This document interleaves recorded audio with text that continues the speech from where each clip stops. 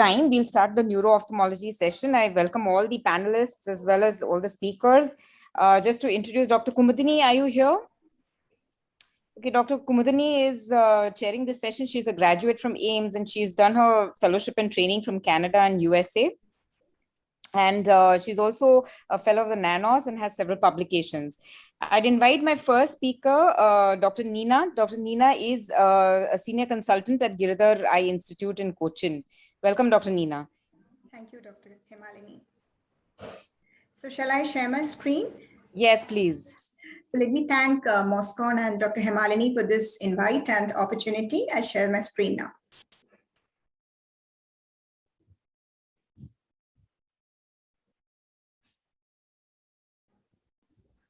Go ahead, share your screen. Yeah, it's coming on.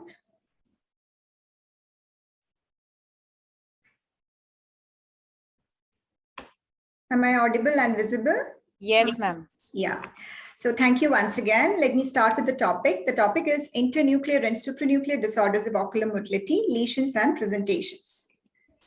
So as ophthalmologists, we are all well aware of the 6 extraocular muscles, which are supplied by the 3, 4, 6 cranial nerves having their nucleus in the brainstem. But how many of us are aware that there is a 3-tier level of ocular motility control, starting with the cortex and the cerebellum, which is called as a supranuclear pathway, then the nuclear pathway in the brainstem, and the internuclear connections, and the infranuclear pathway. So if you look at the ocular movements, you can classify them as in many types as possible: introductions, versions, vergences. From the neuro-ophthalmic perspective, you can classify them as gaze-shifting movements or gaze-holding movements, or you can classify them as fast ocular movements like the saccades, or slow ocular movements like the pursuits, vergences, the OKR, and the vestibulo-ocular reflexes. So these 2 pictures tell you something about the supranuclear control centers and the internuclear connections. So not to get confused, just remember that there is a separate center for both horizontal and vertical gazes, although they share some of the common final pathways. So let's start with the horizontal eye movements. We have to brush up a little bit of anatomy to understand this. So I'll touch upon a little bit of anatomy here. So to remember that the horizontal gaze center lies in the pons, at the pontine tegmentum, and there is a final common pathway via the paramedian pontine reticular formation and the 6-nerve nucleus. So let's start with a horizontal saccade. So this is a video which shows you horizontal saccade. So these are fast movements which help us to fixate between 2 objects. So if you have to look to the left, if you have to generate a saccade to the left, the command has to come from your contralateral frontal eye field. It'll come down and cross over to the ipsilateral paramedian pontine reticular formation and 6-nerve nucleus. And from there, the connections go to the contralateral 3rd nerve nucleus via the MLF. So there is a conjugate movement to the left. So they can be voluntary saccades or reflex saccades. You have to look at the speed, smoothness, and accuracy of the saccades. This video shows you the pathway for the horizontal pursuits. Now, pursuit, P for P. The pursuit pathway comes from the ipsilateral posterior parietal cortex. Again, the horizontal gaze center is the PPRF and the 6-nerve nucleus via the MLF to the contralateral 3rd nerve nucleus, and a conjugate movement to the side happens. So now moving on to the vertical gaze center. Now, vertical gaze center is in the midbrain at the thalamo-mesencephalic junction. And let's see some videos showing the vertical saccades here. So these are slow tracking. No, these are movements which help us, again, saccades, help us to track between, to shift our gaze between 2 objects held across the vertical field. Again, the saccadic pathway, it comes from the contralateral frontal eye field. But this time, the center is in the midbrain at the level of the rostral interstitial MLF and the interstitial nucleus of Cajal. And from there, impulses go down to the 3rd and 4th nerve nucleus, creating the vertical eye movements. So to have a vertical saccade, you need simultaneous firing of both frontal eye fields. So this is a vertical pursuit which is happening. Again, the command comes from the ipsilateral posterior parietal cortex. It goes to the midbrain and again to the 3rd and 4th nerve nucleus. Now for torsional ocular movements, you need to activate the rostral interstitial MLF, and activation of the right rostral interstitial MLF produces a clockwise rotation, and left interstitial MLF produces an anti-clockwise movement. Now coming to the vergences we know are disconjugate ocular movements which help us in bifoveal fixation of an object. So retinal blur acts like a stimulus for accommodative vergence, whereas the image location disparity is the stimulus for fusional vergence. So vergence centers are located in the 19 and area 22 of the occipital cortex. It goes to the midbrain reticular formation and pontine tegmentum, from there to the third nerve and the sixth nerve nucleus. And this results in a reciprocal activation and inhibition of the medial rectus and lateral rectus muscles, which brings about the convergence and the divergence respectively. So this is a convergence and divergence which is happening. Now moving on to the vestibulo-ocular reflexes and the optokinetic reflexes. So these act like the peripheral controls of the horizontal and vertical gazes. So in simple words, the vestibulo-ocular reflex helps the eye to move in a direction opposite to the head. So in other words, it's also known as the oculocephalic reflex of the doll's eye movement. So what happens is that if there is a rotation of the head to the left semicircular canal is stimulated. It stimulates the same-sided vestibular nucleus. Now it has connection to the contralateral sixth nerve nucleus, which activates the same-sided lateral rectus. It has connections to the contralateral MLF and third nerve nucleus. So there is a conjugate movement to the opposite side. Now the OKR response helps us to track a moving object with our eyes, and you need an intact visual pathway for this response. Finally, the cerebellum, it acts like a master modulator. It is important in all sorts of ocular movements. It is responsible for suppression of the vestibulo-ocular reflex. It controls the smoothness of the pursuits and the accuracy of the saccades, which is the reason why in cerebellar lesions you get hypermetric saccades. So this picture tells you the important connections of the cerebellum to the other supranuclear gaze centers. So coming to the disorders, I'll just touch upon some of the common ones due to lack of time. So let's go on to the cortical disorders affecting gaze. Can I take 2 minutes? I think we have 10 minutes, no? Yeah, but Dr. Neena, we're running short of time. So if you could quickly show us some cases and then. Yeah. So this is a video. You can see this lady has a paralytic lesion of the frontal eye field. So if you have a paralytic lesion of the frontal eye field, you have a contralateral gaze palsy and patient will look towards the side of the lesion. In contrast, you go to a irritative lesion of the frontal lobe where you have a contralateral gaze deviation and patient looks away from the lesion.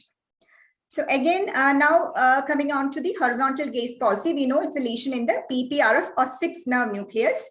Again, this is to be differentiated from a fascicular sixth nerve palsy, because in fascicular sixth nerve palsy, you will really get an abduction defect, whereas in a nuclear sixth nerve palsy, you will also have a contralateral adduction defect. That's a conjugate gaze palsy.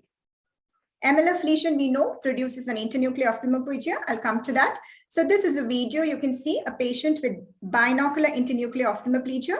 You can see as he tries to abduct, there is a dissociative nystagmus in either eye, and there is lack of adduction in both eyes. So he also has an exotropia in primary position, and if you look carefully, you can see he has a vertical nystagmus.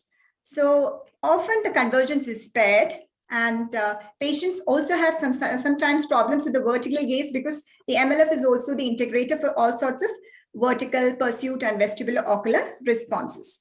So this is a Webino 1.5 syndrome. There is conjugate gaze palsy with ipsilateral adduction limitation. Now moving on to the Parinaud's dorsal midbrain syndrome. So this young lady has, you can see classically, she has a sunset sign, that is conjugate down gaze in the primary position. And she also has an upgaze palsy. So basically they have a loss of supranuclear inhibition, control of all the oculomotor nuclei at the level of the pretectum, which leads to hyperactivity of the oculomotor nucleus, resulting in the constellation of syndromes. PSP. Now, sometimes you get a patient with Parkinson's-like feature coming to you with vertical gaze palsy. So in contrast to the Parkinson's patient who doesn't have a vertical gaze palsy, this patient will have a vertical gaze palsy, especially the down gaze will be affected. So if you do an MRI, you get this characteristic hummingbird or the Mickey Mouse sign, and the prognosis is usually bad. Now, Parkinson's patient can also come to you with sometimes exotropia and diplopia, very often due to a convergence paralysis, and you may help them by giving some prisms. So how do you differentiate a supranuclear palsy from a nuclear lesion? You have to do a vestibulo-ocular reflex. If the vestibulo-ocular reflex is intact, it's a supranuclear lesion and not an intranuclear pathology.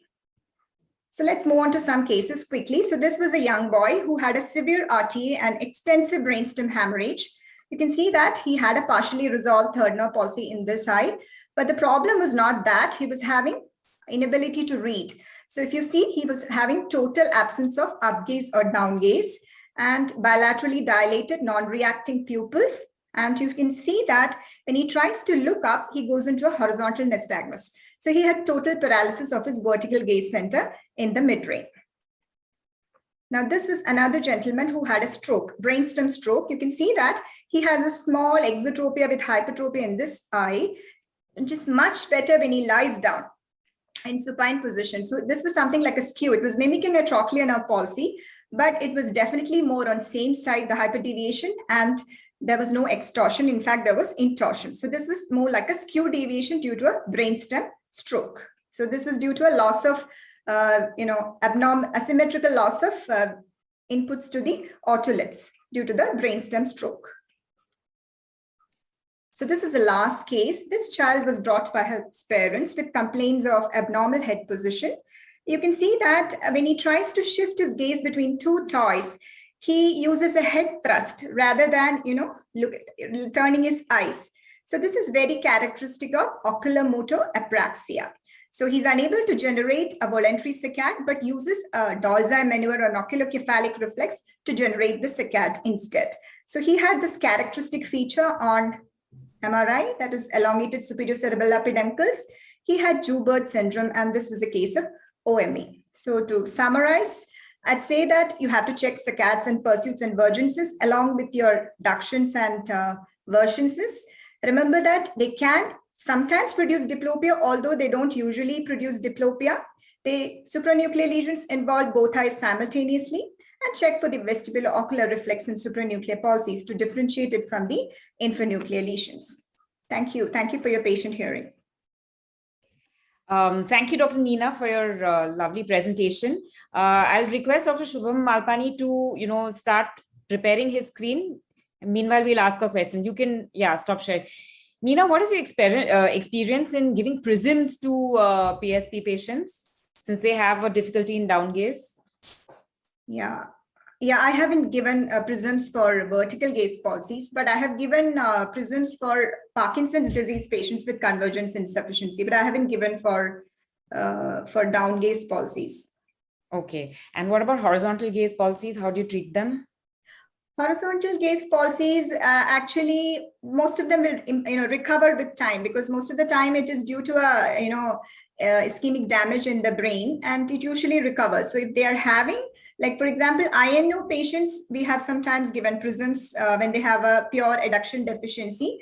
Then I have operated on a few patients who were unlikely to improve, coupled with 6-nerve palsy. I have operated on them when they have, persisting exotropia or persisting squint in the primary position. I have operated on them, but pure gaze palsies per se, I haven't done any surgeries. Dr. Kumudini, do you have any comment to make? Okay, I'm not sure if she's here. Shubham, you can start with your talk. Thank you. Am I audible? Yeah, you're audible. Okay. Please bear with me as I am hell of nervous right now because this is my first presentation at a podium as large as MOS. My topic today is review of ischemic optic neuropathies. A quick look at the blood supply of the optic nerve head. The anterior part is primarily supplied by the posterior ciliary circulation, and the posterior part is supplied by multiple sources.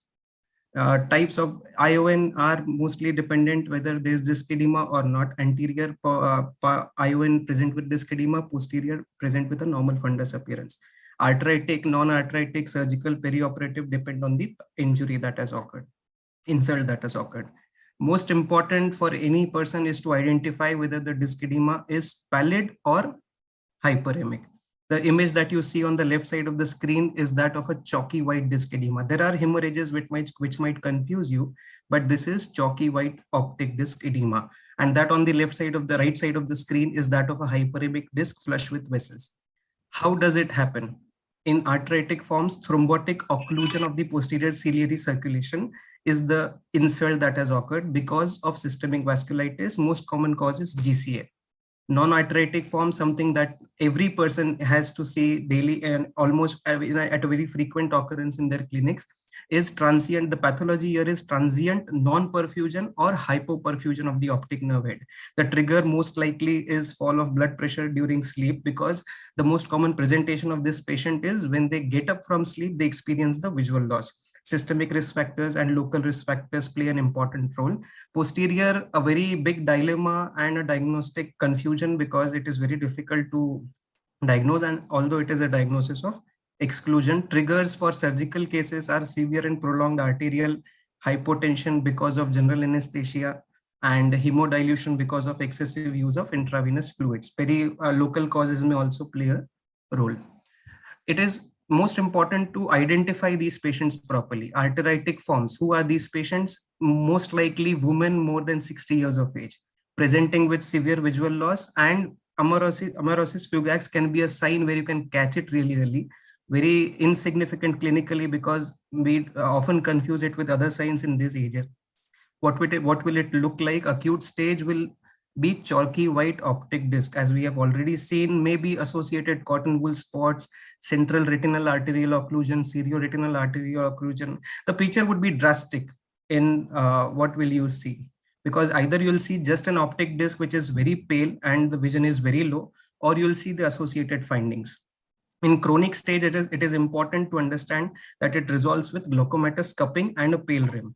Non-arteritic forms, who are these patients? Middle-aged, elderly patients, maybe very rarely, but also yes, young, presenting with a normal or subdued visual acuity, with complaints of sudden painless loss of vision after waking up from sleep most commonly.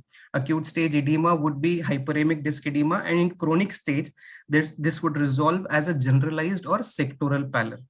Most important investigation here is perimetry and an absolute inferior nasal defect, rather than what we assume as an altitudinal defect, is the most common pattern and most important pattern that is seen in these patients. Diabetic patients, the picture is already very confusing because of the presence of diabetic changes, and optic disc edema can be confused with NVD. And these cases can be termed as diabetic papillopathy or papillitis, but it is very important to understand what insult has occurred. Posterior ischemic optic neuropathy, diagnosis of exclusion. You have to see at all the other factors, exclude all the other diagnoses. Now coming on to the most important part, let me quote: there being no other disease in which the prevention of blindness depends so much on prompt recognition and early treatment. Your suspicion should be very high. Your threshold should be very low. No symptoms does not rule out the possibility of arteritic forms of ischemic optic neuropathy, raised ESR or a normal ESR. It can be anything, but profound visual loss, pallid chalky white disc edema is a very important measure to assess whether what should be done. Main goal of therapy here is to do a ESR CRPs at the onset and see whether they are raised or normal. And if you feel the patient needs steroids, he is suspected to be suffering from arteritic form, do not wait. What is not to be done is the most important point. Do not refer the patient without starting them on oral steroids. Never. Counsel the patient for undergoing confirmatory test for GCA, not to be done. And alternate day corticosteroid therapy, maybe half-hearted corticosteroid therapy is not advocated, not advisable. Now coming on to some cases Shubham, you'll have to wind up, Dr. Shubham. Is it 8 minutes? Okay. Timer is off. They're not timing you. I'm timing you. So you'll have to wind up because of restriction of time. We cannot discuss. I have just a few slides to go through, if you can allow. Yeah. This is a 65-year-old male smoker. You can see the fundus photographs on the right side. Very drastic appearance of an hyperemic disc edema. Blood panel pre-diabetic, complaints of sudden loss of vision since one day after getting up from sleep, altitudinal defect on perimetry. Your suspicion is confirmed. Few other cases of NAION, hyperemic optic disc, altitudinal field defect. This is another case where an old ischemic optic neuropathy insult may be confusing because the disc is not that hyperemic, but perimetry confirms your suspicion. And old AION can also be confused because these patients are often referred for glaucoma evaluation, like this patient which was referred to me for glaucoma evaluation, 624, 66, 24, 22, right, for these general ophthalmologists, because the pressures are high. Now, as we look at the ONH, what we see is not that glaucomatous a disc. We do a OCT, normal OCT, the ONH analysis on OCT is normal, not that of a glaucomatous disc. And we see a perimetric result, which is more of an altitudinal defect from the fixation point. This avoids unnecessarily starting the patients on anti-glaucoma medications, or maybe keeping them on life for such issues. Now, very important for a general ophthalmologist or even everybody is to counsel the patients that this can happen in the other eye also. Even this, like this patient, which was under regular follow-up, ESR and CRP were normal, presented with similar complaints in right eye, whereas the left eye, you can see there is pallor because the similar problem occurred 2 years back. And fundus examination, as you can see, because of the disc edema, there are no points on the visual field. Steroids, another matter of contention, another point where people often are in dilemma whether to start or not. I'm just showing you this case because steroids is a double-edged sword. It can actually hamper the treatment with patients because the side effects are too high, especially when your patients are diabetic, hypertensive, and more so. This is a patient who came to us with complaints of right eye visual loss. Now, this is the OCT of right eye. Let me give you a recap of what happened in left eye. Left eye had disc edema with cilioretinal artery occlusion. Very compliant patient. All investigations were done and she was given IVMP. And then later on started on oral steroids. What we can see is in the upper side, we can see a neurosensory detachment at macula with PED that because the steroids led to CSR. As soon as the steroids were stopped, the NSD resolved. This is another patient where diabetic patient was put on steroids and sugar went over the roof. Now, the last case, most important case Dr. is Shubham, this is you will have to wind up. I'm really sorry, but we have 4 more speakers to go ahead of you. Thank you, ma'am. Thank you so much. Thank you so much, and sorry to abruptly. No problem, ma'am. Thank you so much for the opportunity. Dr. Nina, you have any comment? Dr. Nina, are you there? Do you have any comment?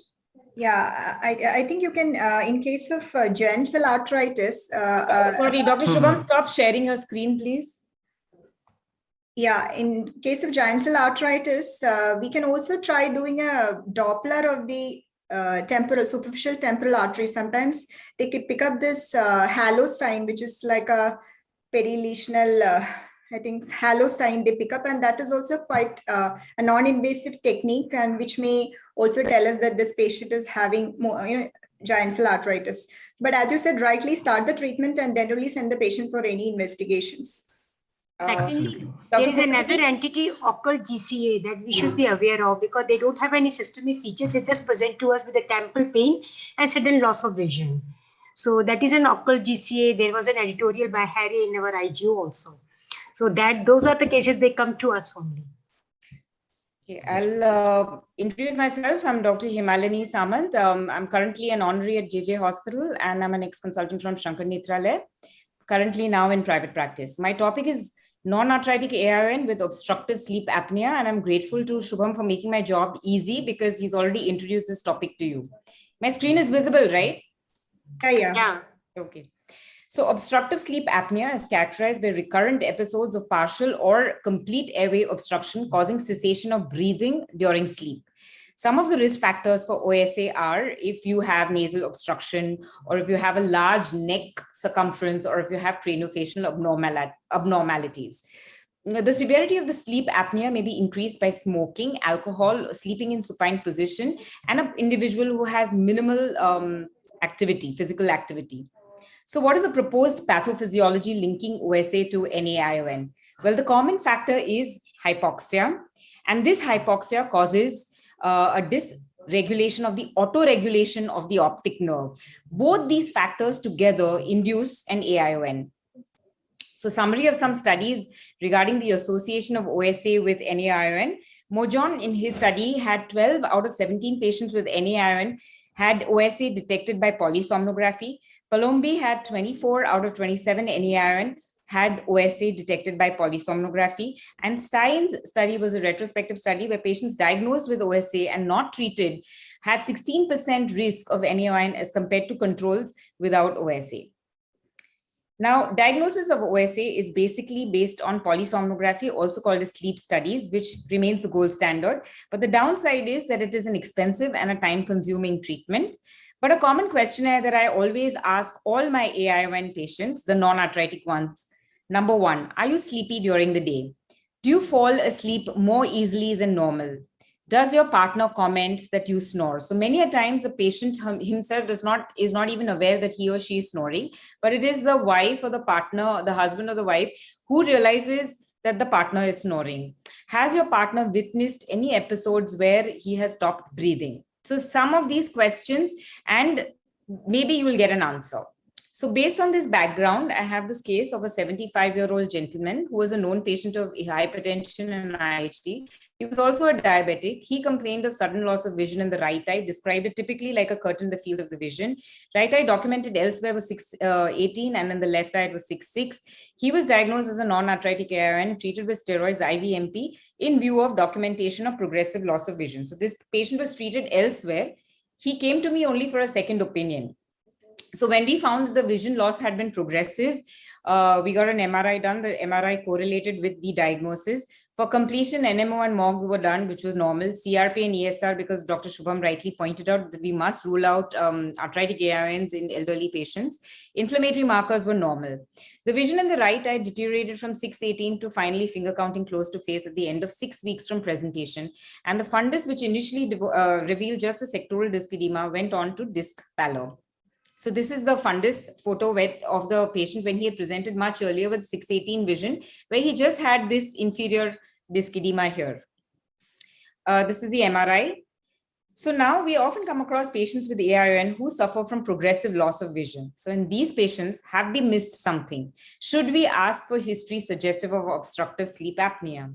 So a simple question that we asked for this patient is, sir, do you snore at night? And the wife's response was, of course, I can't sleep at night with him. We sleep in separate rooms. So based on this response, we got a sleep study done.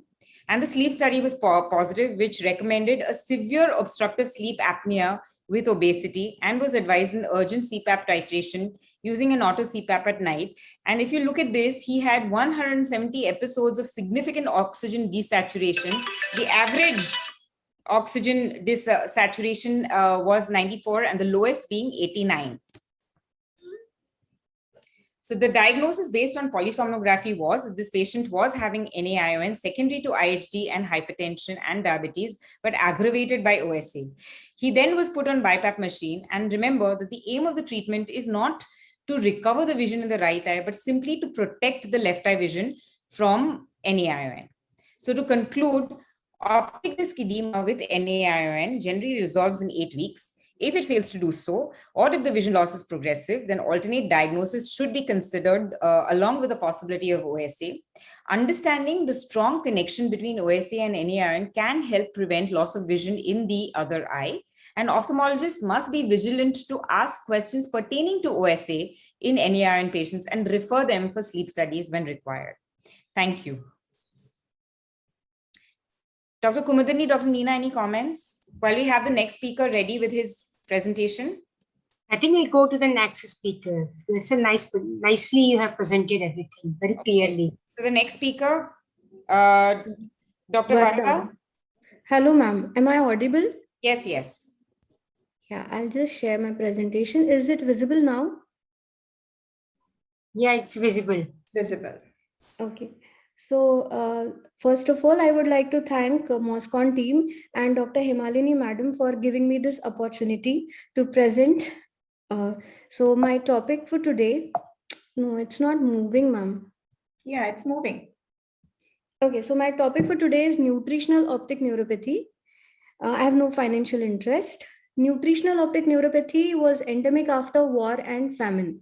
There are multiple examples after war worldwide that Japan faced optic neuropathy in prisoners of World War II. Cuban endemic optic neuropathy was well studied. Jamaican sugarcane workers had the Strachan syndrome of deafness, neuropathy, and neuropsychotic disorders. Nigerian had tropical amblyopia, and Tanzanians had endemic optic neuropathy. Nowadays, we are facing optic neuropathy because of bariatric surgeries and complete vegan diet. So coming to the topic, nutritional optic neuropathy, it is a part of metabolic neuropathy group, which includes heretodegenerative, toxic, and nutritional optic neuropathies. which are characterized by mitochondrial metabolism impairment. Majorly, we found the deficiency in vitamin B12 B complex. These are vitamin B12, B1, B6, B9, and copper. Riboflavin and niacin may cause nutritional optic neuropathy rarely. Herewith, I am presenting one case of 43-year-old gentleman presented with gradually progressive painless loss of vision in both eyes since 2 years. There was no predisposing illness like viral fever or trauma. There was no systemic illness. His best corrected visual acuity was 20 by 40 and 8 in right eye and 20 by 50 and 12 in left eye.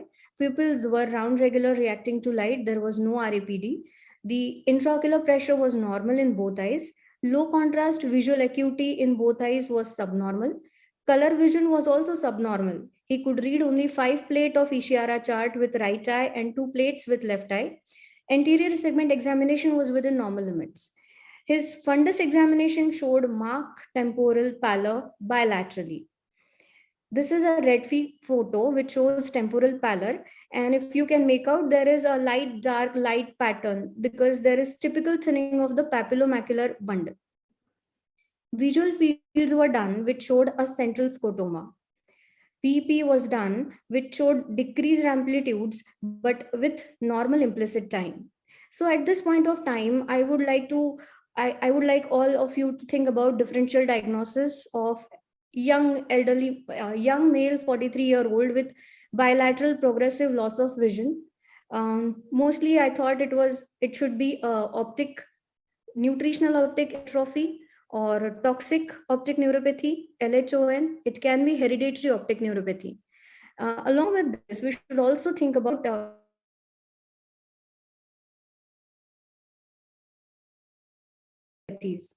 so here are some tips. If depending upon the onset, if it is acute, then think about trauma, inflammation, and ischemia as an etiological agent. Then if the onset is insidious, think about intracranial space occupying lesion or orbital tumors as an etiology. If it is bilateral, more towards nutritional, toxic, intracranial space occupying lesion or inherited optic neuropathies.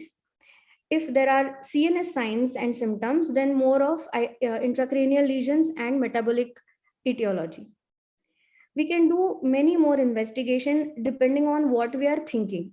If we are thinking about maculopathies, FFA and MFERG can be done. If more of a history of hereditary optic neuropathy or LHON-like symptoms, then genetic testing should be done.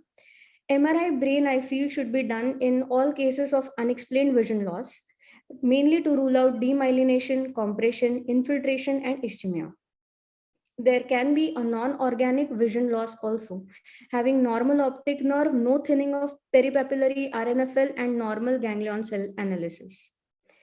Here we dig into the history and we could find out that this patient was a strict vegetarian, not even consuming milk and dairy products.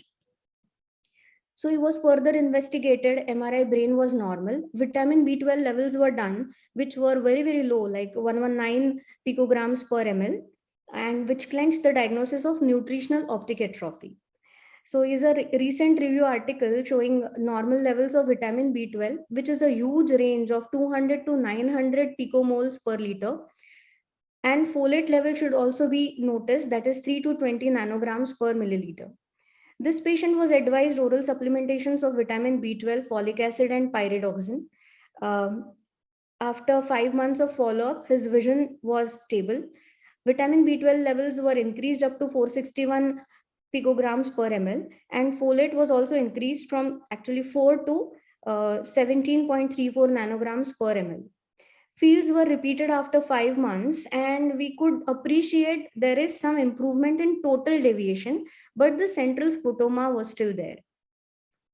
So nutritional optic neuropathy is a syndrome characterized by papillomacular bundle damage, central or centrocecal scotoma, dyschromatopsia, and there is no RAPD in these cases. Pathophysiology is that there is a damage to the mitochondria due to lack of nutrients, interruption of electron transport system, and consequently there is a reduction of ATP production leading to poor vitality of cells.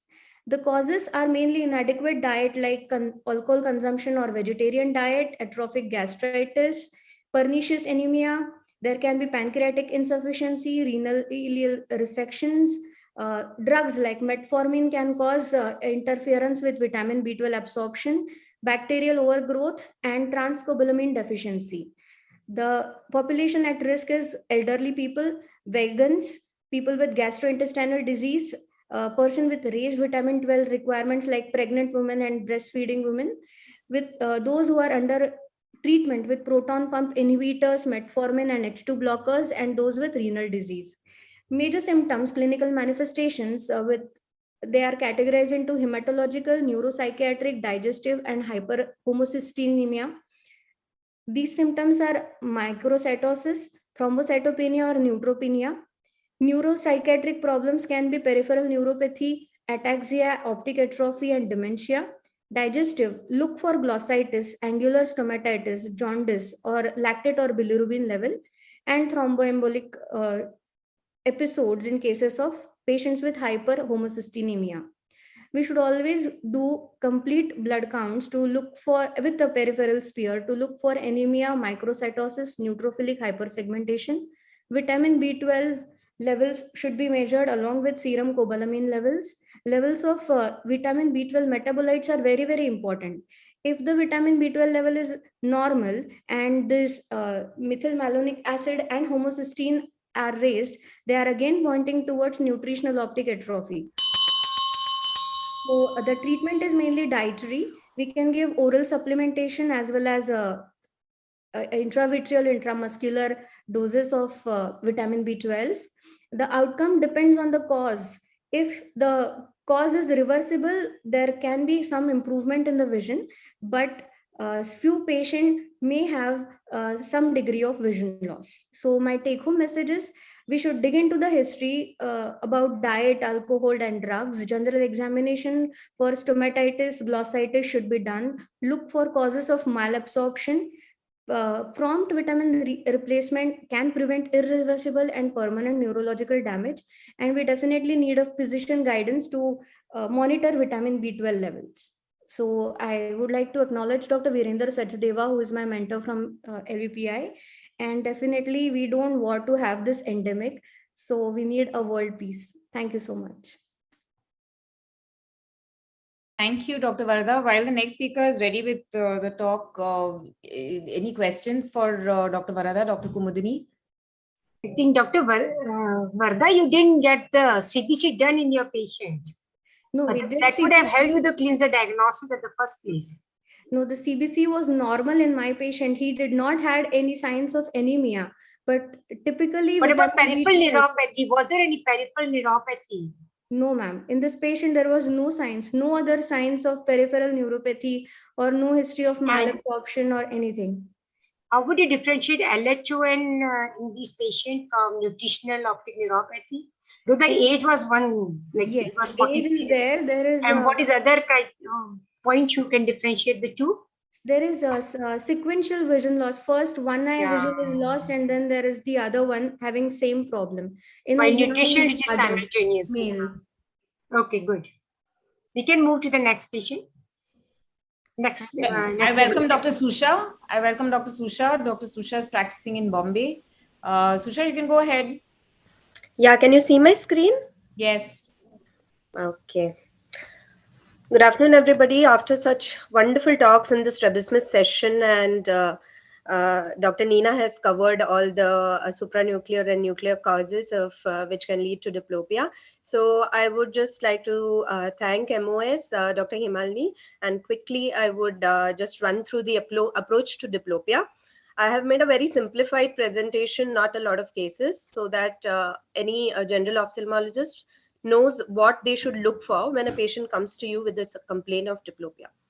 So getting familiar with the term, in Greek, diplos means double and ops means eye, hence diplopia is a double vision. So let us take a stepwise approach to decipher the symptom that the patient presents to us with a lot of apprehension and distress because it most often disrupts their daily routine activities. The patient themselves is the first clue. So like any other patient entering our clinic, each one stepping into our examination room must be closely observed with regards to their head posture, facial symmetry, presence of visible physical disabilities, the gait, the posture, the speech, and so on, which can give us major clues of a neurological, psychological, musculoskeletal, neuromyogenic cause which can be associated with the presenting complaint. The second clue is the presenting complaint, the way the patient presents the complaint to us, as in, doctor, I can see blurred, I can't see clearly, there is a ghost image behind anything that I see, there is a clear double image, there is a shadow behind the image that I see, there are multiple images, not two, and some people can even appreciate that the image becomes single when they close the apparently affected eye.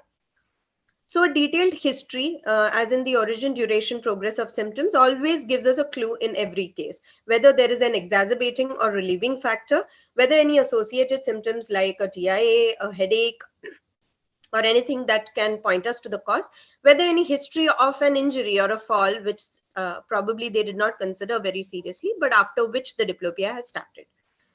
So then the probe begins. Is the diplopia monocular, binocular?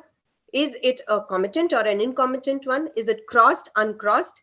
Is it a horizontal, vertical, or oblique diplopia? Is it a constant diplopia? Is it intermittent, goes on and off? Is it fluctuating? That is there a diurnal variation? Is it more for near as compared to distance? Or is it posture related? So there is this is a chart in which you can see that if there is a monocular diplopia and there are repetitive images, not only two, then it may be a cerebral polyopia, which is a non-organic cause. If there is a ghosting image which improves with blinking or pinholes, then it probably is a refractive error. If it is not improving with blinking or pinhole, then it may be a retinal disease. If it's a binocular diplopia, now whether to call it a monocular or a binocular, you have to specifically ask the patient if they see a single image after they close either eye, not the affected eye, not just one eye, because it is quite possible that in the OPD they might close one eye and say abhi nahi dikh raha hai, but that is actually to be seen if either eye is giving you the same single vision. So if it's a binocular diplopia, then the alignment of eyes should be checked with a cover test. Subtle squints may be missed when we do a cover test. So if there is absolutely no misalignment and the images are dissimilar, then it could be a metamorphopsia like in a macular disease or a marked refractive asymmetry. If the images are similar and they are constant, then it might be a physiological or a non-organic cause. If it is an intermittent kind of diplopia with similar images, then you have to rule out myasthenia gravis. Most importantly, if the misalignment is a comitant strabismus, it could be a childhood strabismus. If it's acquired, it could be a Virgin's paresis or a skew deviation, in which especially you have to ask about the deviation when the patient is lying down. If it's an incomitant strabismus, it could be a restrictive disease, a cranial neuropathy, supranuclear disorder, oculomyopathy, or a neuromuscular junction disorder. So if it's a monocular cause, then the diplopia persists on occlusion of one eye. It could be refractive corneal lenticular, iridectomy, iridotomy, dry eye, very, very commonly seen nowadays because of the COVID situation and a lot of screen use. Many people do complain of double vision, which disappears on blinking their eyes, retinal maculopathy, cortical diplopia, or psychogenic. If it's a binocular cause, like we have already explained before, decompensating heterophoria, where the angle of deviation is same in different directions of gaze, or an incomitant one, which may be myogenic, like a thyroid, neuromuscular junction disorder like myasthenia, paralytic, nuclear or infranuclear one. Generally, the supranuclear lesions will not present with diplopia, or a restrictive blowout fracture, orbital tumor, a Brown syndrome, an orbital apex, etc. So whether it's a comitant or an incomitant strabismus, comitant strabismus is generally congenital. The secondary deviation and primary deviation is the same as compared to incomitant, in which the secondary deviation will be more. No limitation of movement, no abnormal head posture, whereas there will be a limitation of movement in incomitant strabismus, and people may compensate with a head posture. The diplopia may be the presenting complaint in an incomitant strabismus, generally not in a comitant one, unless it is decompensated later in life or post-cataract surgery or any of these things. Suppression may cause a depth perception to be absent until late onset or maybe very mild, whereas depth perception may be all right with a head tilt if the patient has already adopted a head tilt. So I'm just giving you a representative image of the corresponding areas on the retina for per image.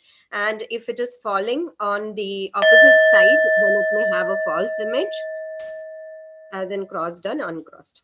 So we have to have a systematic approach to all these patients. So the vision, uniocular and binocular, distance and near, and a pinhole test should be done. Color vision and confrontation should always be done in order to rule out any optic disc abnormality, optic nerve pathway abnormality that you're missing. A confrontation test as well. Refraction, torchlight exam, swinging flashlight, and a Hirschberg's test. Alternating cover test in all 9 positions of gaze. Extraocular movements, ductions and versions. Saccades and pursuits, as nicely explained by Dr. Neena again. Convergence, light near dissociation, and accommodation. All cranial nerve examination should be done. You should not stop at only examining the 6th nerve in a lateral rectus palsy. You have to examine all the others. You have to do a motor and sensory examination of the limbs. Do a Maddox rod diplopia charting, double Maddox rod test. Slit lamp examination and rule out all the causes of monocular diplopia. Fundus examination to rule out macular or retinal regions. So there is a diplopia grading score by King Kwon Woo, which has been published in the British Journal of Ophthalmology. We don't generally use it, but it's worth to have a look about it, whether the diplopia is within the 40 degree of the visual field or not will determine whether it is mild or severe. So I'm just browsing through the Maddox rod test, the double Maddox rod test, the Parkes 3-step test, as we all know, which eye is hyper in the primary gaze, in the right or left gaze, and in the right or left head tilt will give us an approximate idea to which muscle is the paretic muscle. Diplopia charting, I generally prefer to do it with a red blue glasses and with the retinoscope. So that will also give us whether the image is crossed or uncrossed. I think you can summarize the... Yeah. So just a few fields with the Hess's chart. And the force duction test, which is very, very important. This is just a pro forma to show if the FDT is free and the force generation test is positive, and if the FDT is restricted and the force generation test is positive, what can be the differential diagnosis. So after we have found out what the diplopia is, and after all the tests have been done, yeah. So this is just a chart to show the treatment and the investigations that we need to do for the particular cause. So the treatment is generally to treat the cause: patches, Fresnel prisms, orthoptic exercises, surgery, and Botox. Thank you so much for your time and attention. Can I request Susha, stop sharing the screen? Yeah, done. And the next speaker, can you please load your presentation? While she loads, are there any questions for Dr. Susha? Shelly, are you here? Yeah, Susha, comprehensive presentation, nicely done. I just wanted to ask you, we are seeing a lot of kids ever since the lockdown has started with acute acquired comitant esotropia. Do you see as well? Any of the others also see? Because I see 2 types of patients: myopes who stop using their glasses getting esotropia, then non-myopes, mild hyperopes coming to me with either it could be a decompensated esophoria going into esotropia. Any thoughts on that? Anybody? Yeah, so I have seen many of these decompensated cases, especially after the advent of these online classes and online lecture series. One more thing that I have noticed is maybe they are presenting to me now because post-COVID, after all these screen use, the parents are more apprehensive when the child says, I have a blurred vision, or so I see many of them with convergence insufficiencies, a lot of them with convergence insufficiencies. And incidentally, a lot of them with, like Dr. Varda said, B12 and zinc. So just supplementation of this, doing a few orthoptic exercises. I was talking about esotropia, acute esotropia, not exotropia. I think, Neena, I think those cases do well with surgery, in my opinion. What about you, Neena? Yeah, that's what the ones with divergence insufficiency, I send them for exercises because the angles are very variable, isn't it? The ones who have decompensated and gone in for large angles, I operate them. Yeah, as long as you document that they're constant. Yeah, always do an MRI to rule out that it is not a CNS fossa lesion. CNS abnormality. Yeah. Thank you, Dr. Sushan. I welcome Dr. Shailaja. She is a consultant in the Department of Pediatric Ophthalmology, Strabismus and Neuro-Ophthalmology at the Shroff's Charity Eye Hospital. Go ahead, Dr. Shailaja. Yeah, thank you, all the office bearers of Maharashtra Ophthalmic Society for giving me this opportunity, especially Dr. Himalini. And localization, it actually means where the lesion is present, which is accounting for the patient's clinical signs and symptoms. So in neuro-ophthalmology, we often have to think about localization of a lesion before ordering an neuroimaging. And it is important to think about and come to a location, because that is where you will direct your imaging to. And it is good to do that. Otherwise, you may not get the report that you want, because a busy radiologist may actually miss the area which you are interested in. So it is very important to think in your mind where the location may be present. Localization, it begins with a thorough understanding of anatomy and physiology of the oculomotor system and the visual pathway. And some of this anatomy has been elucidated by Dr. Neena earlier, so I'll not go into much details.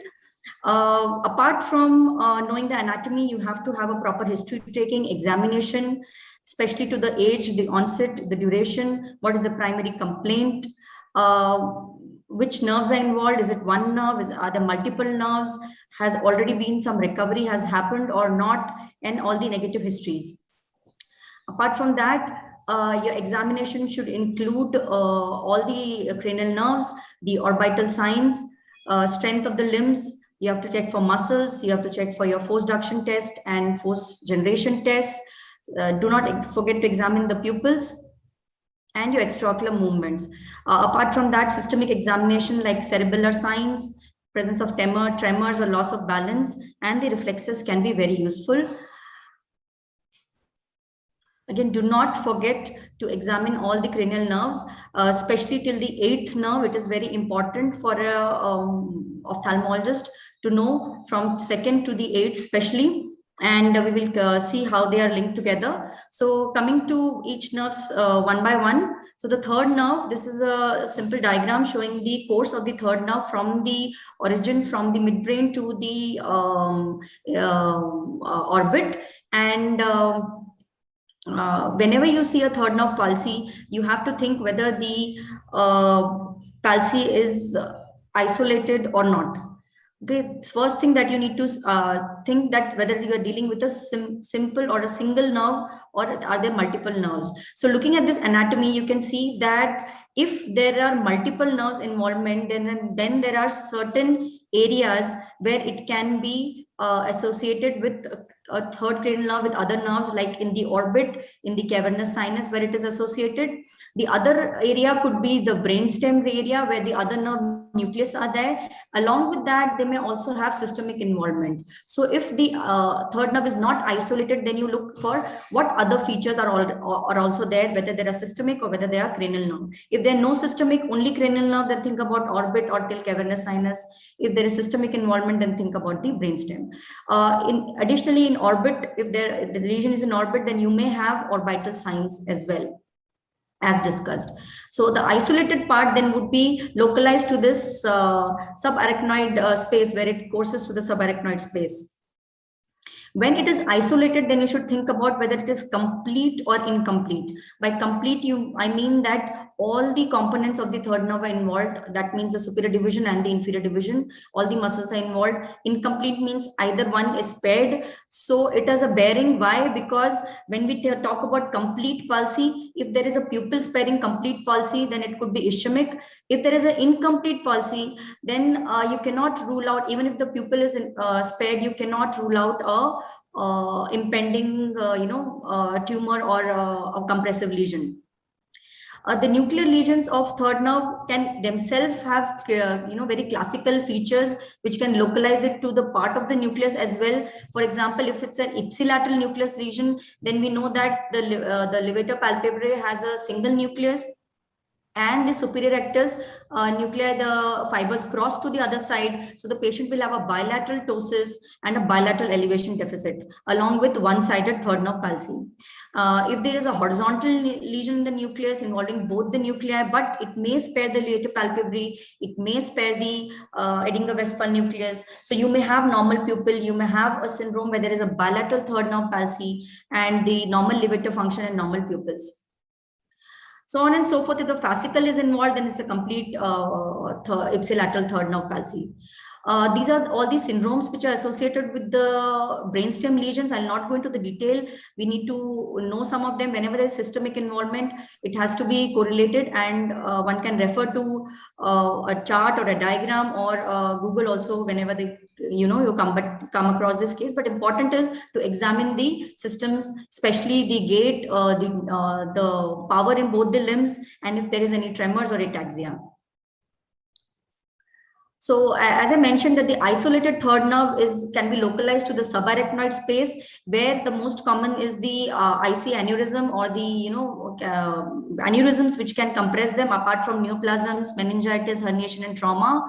And pupil involvement may help to distinguish, but as I mentioned, pupil involvement may be present even in ischemic palsy, and it may be absent in an impending compressive lesion, where it is just starting and causing an incomplete palsy.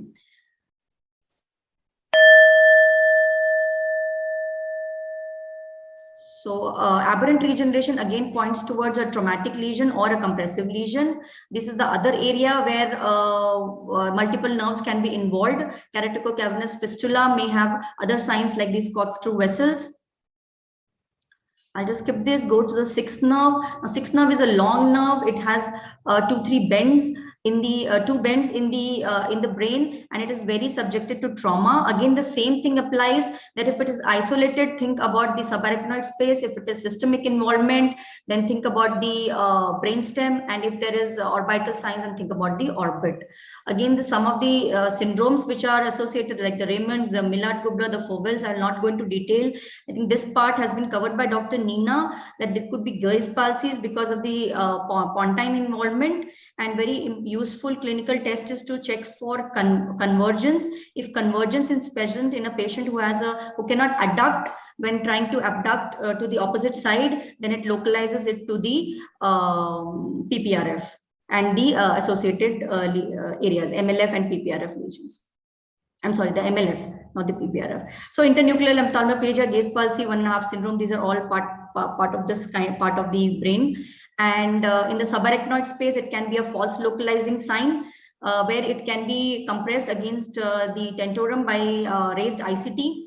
And you can think that maybe it is a compressive lesion, but actually it is just the raised ICP due to lesion anywhere else in the brain. So that is why it is called as a false localizing sign.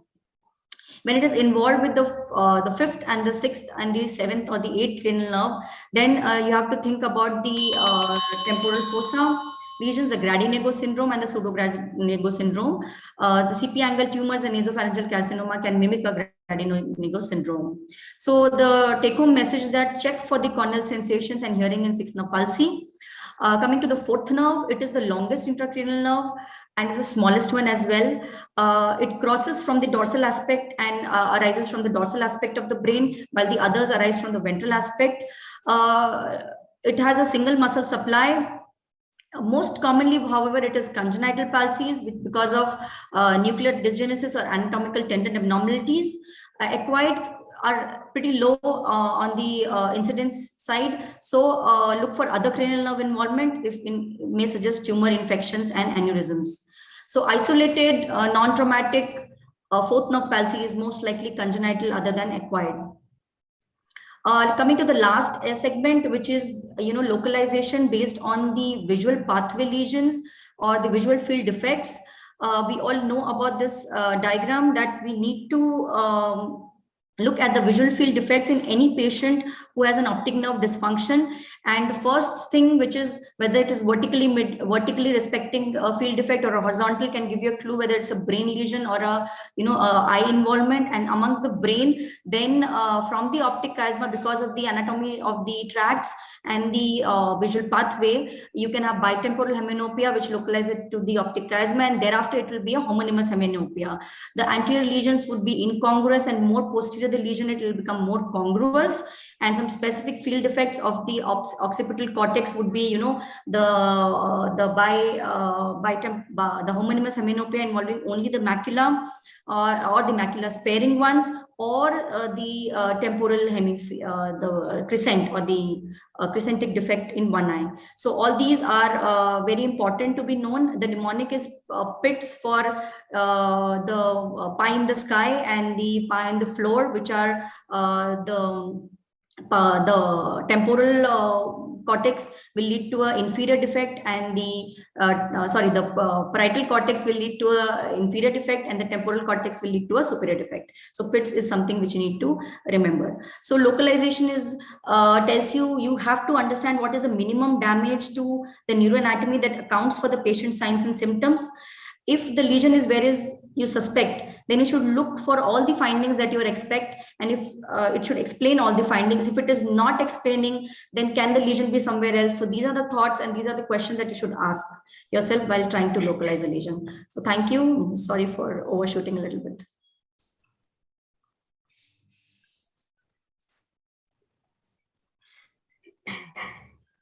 So I would like to add one thing, when you have a multiple carrier palsy, like third, fourth, and sixth now, you always test V1 and V2. If along with the third, fourth, and sixth, V1 is involved, it's the anterior cavernous sinus. And if it is along with the V1 and V2 is involved, then it's a posterior cavernous sinus. That is one more. And then look at the pupil. And if the pupil is small in the size, then that means again favors you that it is in the cavernous sinus, because sympathetic parasympathetic are together there. Bilateral multiple carrier palsy also suggests midline lesion, like pituitary apoplexy, where the sudden expansion of pituitary is there with paracavernous sinus extension of both the sides. So, or metastasis to the your dorsum sali or your clival area. So the multiple carrier now both the sides will be affected. That's the only thing. Dr. Shailaja, I just wanted to add one more thing. Very nice presentation. I have seen quite a few patients with altitudinal hemianopias, bilateral altitudinal hemianopias, superior or inferior, due to bilateral occipital lobe lesions. So often they have bilateral symmetrical ischemia of either the inferior lips of the calcarine fissure producing superior altitudinal hemianopia, or the superior lips of the calcarine fissure producing bilateral inferior altitudinal hemianopia. So it's a very, very tricky situation. You think a patient is having AION or PION because you get an altitudinal field effect. Sometimes they can be macula sparing and sometimes macula involving. And when we have imaged, we've got this sort of picture. So I think the anatomy corresponds to that. So you can get an altitudinal field effect also in bilateral occipital stroke. Yeah, thank you, ma'am. I was homonymous hemianopia with relative axial pupillary defect on the contralateral side also suggests a tract lesion. And yes, while in the radiation, you won't get any pupillary effect, only homonymous hemianopia would be there. So one thing that can also help you to the tract or it's a weak defect is because of the radiation involvement. And one more thing, if you want to localize it further to the occipital lobe or to a parietal lobe. In fact, you want to know whether it's a parietal lobe lesion in a homonymous hemianopia, check the ipsilateral pursuits on the ipsilateral O'Kane response. Because in the long tract signs, you may have a patient with homonymous hemianopia and sometimes contralateral, hemiplegia. If the ipsilateral pursuits are defective, it's likely to be a parietal lobe lesion, because ipsilateral parietal lobe is responsible for your ipsilateral pursuits. And similarly, the ipsilateral O'Kane response will be diminished. So pursuits we can do in our OPD. O'Kane may not be there with everybody. So these are some points which I've learned with practice. Yes, nice. Anyway. Very practical points, Dr. Neena. Thank you for sharing them with me. So there are no more questions. I think we'll call the session to an end. I must appreciate Dr. Neena taking out her time.